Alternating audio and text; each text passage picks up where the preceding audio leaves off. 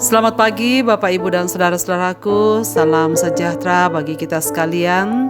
Harapan dan doa saya kita semua telah bangun pada pagi hari ini dengan semangat yang baru, menjalani hari ini di dalam kasih Bapa yang akan menyertai kita senantiasa.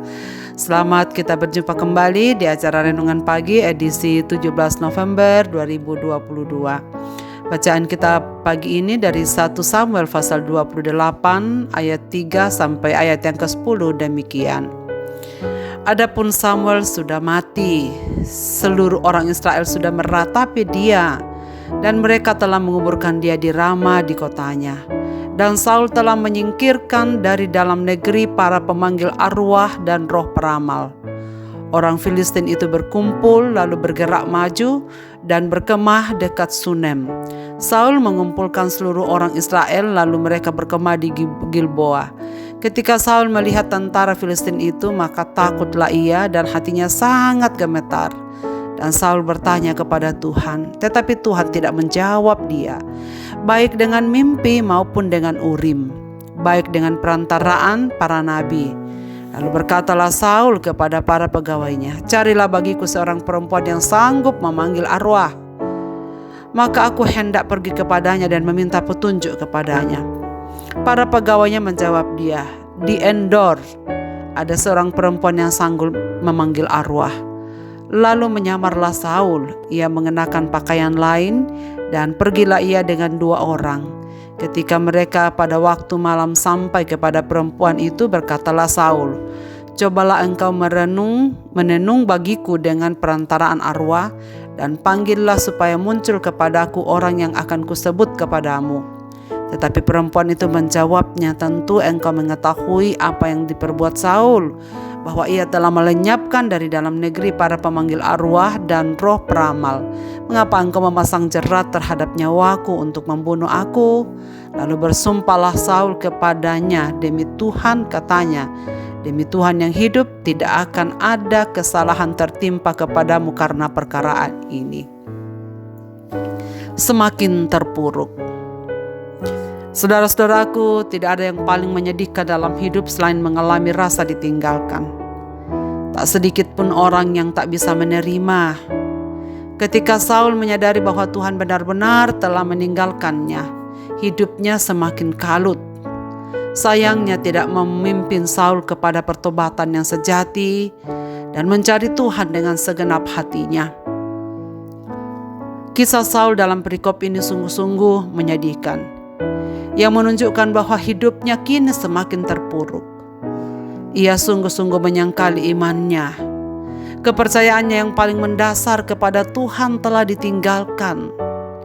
Apa yang dahulu diperjuangkan pada saat awal ia menjadi raja, membersihkan orang Israel dari roh peramal dan petenun, kini ia sendiri yang memungkiri kebenarannya.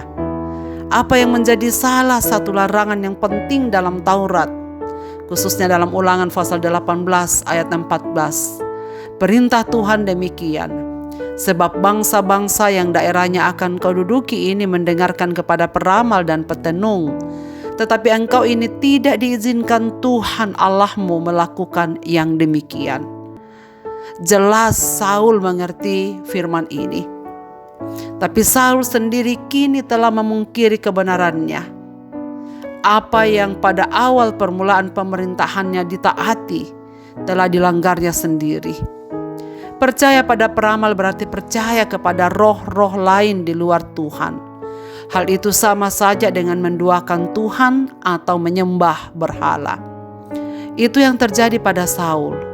Dalam keadaan kepepet oleh pasukan Filistin, Saul berusaha mencari petunjuk dari Tuhan. Saul mencari firman nubuat dari Allah di tengah-tengah kesulitannya, namun tidak menerima apa-apa. Karena memang roh Tuhan telah undur daripadanya. Dalam keadaan putus asa, dia lalu meminta tolong pada seorang tukar sihir. Bukannya lari kepada Tuhan meminta tolong dengan segenap hatinya, tetapi ia malah melari kepada tukang sihir dan peramal yang jelas-jelas dilarang oleh Tuhan. Ketika Tuhan tak kunjung menjawabnya, ia pun mencari pemanggil arwah agar dapat memberi jawaban atas pergumulannya. Ternyata di Israel masih ada juga orang-orang yang berprofesi seperti itu, yang jelas-jelas bertentangan dengan Taurat Tuhan. Tidak heran rajanya sendiri pun kemudian terjebak pada dosa tersebut. Para tukang sihir itu sebenarnya tidak menghubungi orang mati, tetapi pada umumnya menghubungi roh-roh penipu. Ketika kisah ini tidak dibenarkan usaha menghubungi orang mati. Apakah yang muncul benar-benar roh Samuel atau bukan?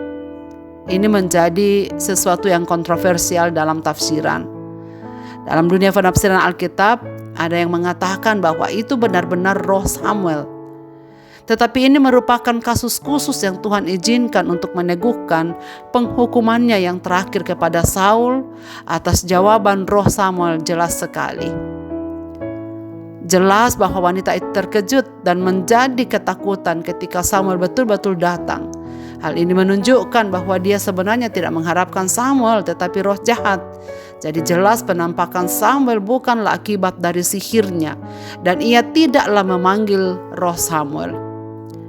Penampakan sang nabi terjadi dengan suatu tindakan yang luar biasa dari Allah supaya menyampaikan pesan penghakiman kepada Saul agar bertobat. Tapi ada penafsiran yang lain yang mengatakan kalau itu bukan roh Samuel, maka jelas roh jahat berperan di balik sang pemanggil arwah untuk menipu Saul. Isi jawaban yang senada dengan berita penghukuman Allah melalui Samuel pada masa lalu tidak perlu diartikan bahwa roh jahat memiliki pengetahuan ilahi, tetapi bahwa roh jahat akan memakai apa saja untuk menjerat orang semakin jauh dari Tuhan dan semakin terpuruk dan makin percaya kepadanya.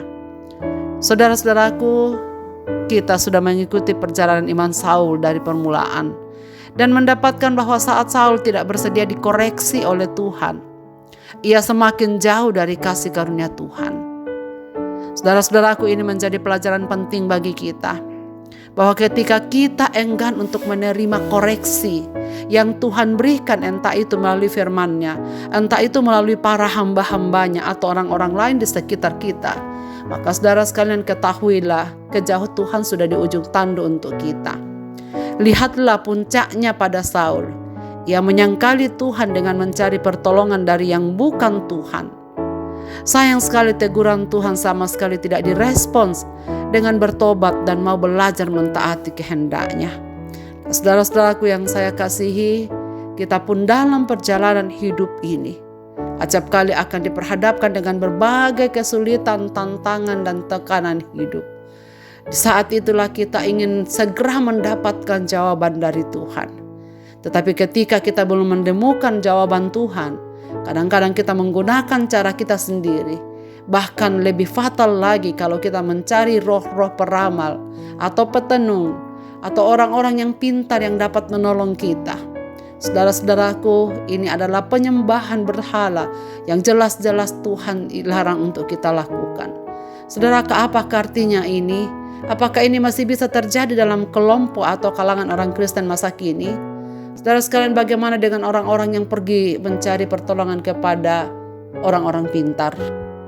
Kepada orang-orang yang memiliki kemampuan, yang dipercaya dapat menyembuhkan penyakitkah, dapat menunjukkan sesuatu yang hilangkah, atau macam-macam yang terjadi dalam masyarakat kita.